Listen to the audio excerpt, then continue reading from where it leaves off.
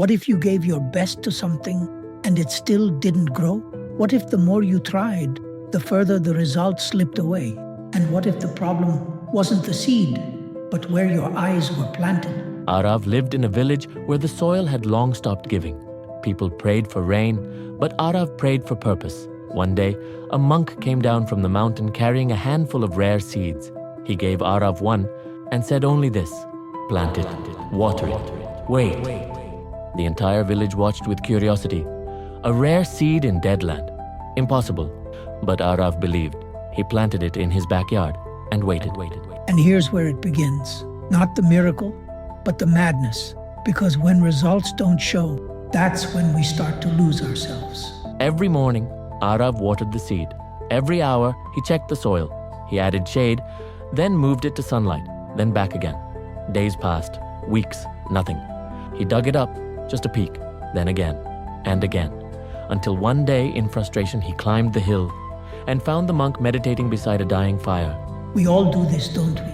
We plant something pure, an idea, a habit, a dream, and then poison it by watching it too closely. Because deep down, we don't trust it'll bloom without proof. He asked, "Master, how long until it grows?" The monk opened one eye and said calmly, 10 years. Aarav frowned. "What if I work harder?" The monk paused. 20 years. Aarav stepped closer. "What if I give it everything I have?" The monk smiled gently. 30 years. Aarav dropped to his knees. "Why does it take longer the more I give?" The monk looked into the flames and replied, "When you have one eye fixed on the fruit, you have only one eye on the soil." Maybe the soil isn't broken. Maybe we're just standing over it too long, expecting thunder from silence. Aarav sat there in silence, and for the first time he realized he wasn't growing the seed. He was chasing the bloom he had treated every day like a transaction. If I do this, then I'll get that. If I give more, I'll grow faster. But nature doesn't trade. It teaches. And so he walked back down the hill, differently. Not lighter, not happier, just emptier of expectation. Maybe you felt it too. That quiet ache of doing everything right and still feeling stuck.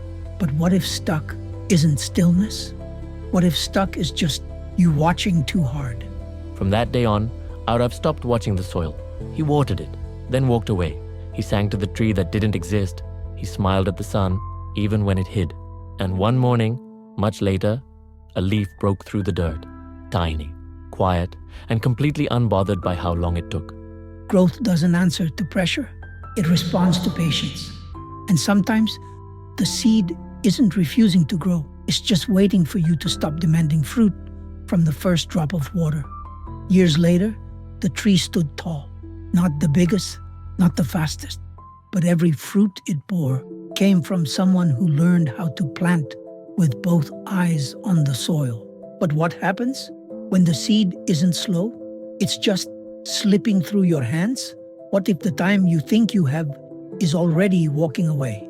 If that touched something inside you, watch our story, The Man Who Collected Tomorrows, because sometimes the cost of waiting is the life you never get back.